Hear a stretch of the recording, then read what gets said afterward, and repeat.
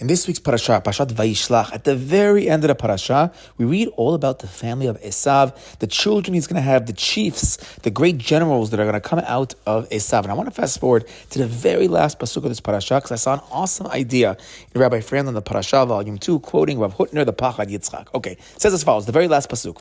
After going through the generals, it closes with the final generals. Aluf Magdiel, Aluf Eram, we have the chief of Magdiel, the chief of Eram.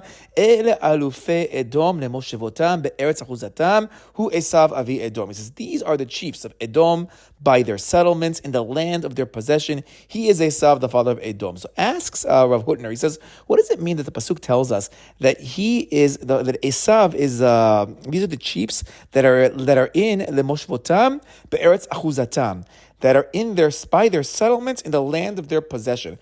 Why this double language? Like, what's the deeper lesson that they have settlements, they have Moshvotam, and then they have Eretz Achuzatam, that they actually have this possession of land? Like, what's going on over here? So he explains as follows. He says, Rav Yitzchak Hutner Alav Shalom was actually on a plane that was hijacked by the PLO in 1970. Arab terrorists hijacked his plane, and it took quite a while. Some of the hostages were free right away. Some of them were a little bit later, but eventually Rav Hutner is freed. He makes it back to America, and he gives this Dvar Torah contrasting Eisav, which typically represents the Christian world, with Yishmael, the Muslim and the Arab world. And he says, Eisav, we know, lives by the sword. He's the murderous one. He says, in the Christian exile, they've always tried to murder us. They've always tried to kill us. But he notices that when the Christians attack us, they attack us to get rid of our faith, to get rid of us. But you don't really find the Christians as much so obsessed with the land of Israel. Actually, in Christian theology, there's now the spiritual Yerushalayim, the spiritual concept of Jerusalem. The concept of land is not as important anymore. It's more live by faith and have their faith in their Savior, and it's much less connected to the land. But we know, he says, when it comes to Yishmael, they really care about the land. They hate the fact that we're in Eretz Yisrael. They're fighting for our land. They claim that their land is part of Dar al-Islam. That's part of their territory. And Yishmael fights so much over this little sliver of land called Eretz Yisrael. Even though they have so much land, I mean, look at Saudi Arabia. Saudi Arabia is like hundreds of times the size of Eretz Yisrael, but it doesn't matter. So explains Rav Hutner, why is that so? Why do they care so much about the land of Eretz Yisrael when compared to Eisav? He goes, Eisav, we see, doesn't care about land because Yitzchak made sure at the end of our parasha that he has land. It says, these are Edom lemoshvotam be'eretz achuzatam. They have their own settlements. They have their own possession. Life is good for them. They have their own land. They don't care about land.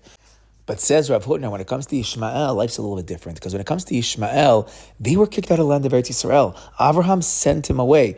And that sting of being sent away from Eretz Yisrael hurt Yishmael. He says that they still live with that. They still want to come back. It's not fair. How could Abraham send us away, didn't give us our portion? Like, what's going on over here? And they're always going to fight to try to make it back. And it could be that they can conquer so much more territory. They could conquer all of the Arab countries, North Africa. They could have so much land. But that sting of not having Eretz Yisrael, that sting of being kicked out, and we know about Yishmael that in general, they're nomads. They're the Bedouins. They're the ones that are traveling back and forth. Even though in modern times they happen to have a lot of land, but they still have this whole image of being this wanderer with their sheep, the Bedouins. Till today, even in Eretz Yisrael, you have yourself the Bedouins fighting for land for us, saying that we can't claim possession because we don't have possession. We don't have land. There is no achuzatam. Actually, if we go to the end of Parashat Hayei Sarah, when it's speaking about Yishmael's children, so it goes there, it says over there, Elehem b'nei Yishmael ve'ele shemotam behatzrehem ubetirotam.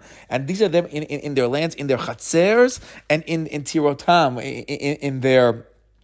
in their open cities and their strongholds. So even when it comes to their lands, Chatzrehem, it's open cities. As Rashi says, what's Chatzrehem? Chatzer is normally a courtyard. He says, no, though, that's their krachim she'en lehem homa. That's their land that doesn't have any walls to it. He says that the language is a language of pticha. He says the Targum over there is a language of openness. The Yishmael doesn't have that same level of possession, of settlement that you find by Eisav, and at a deeper level psychologically, they don't have that claim in the land of Israel that they felt they deserved, being the firstborn of Avraham Avinu, and that's why they're always fighting for the land.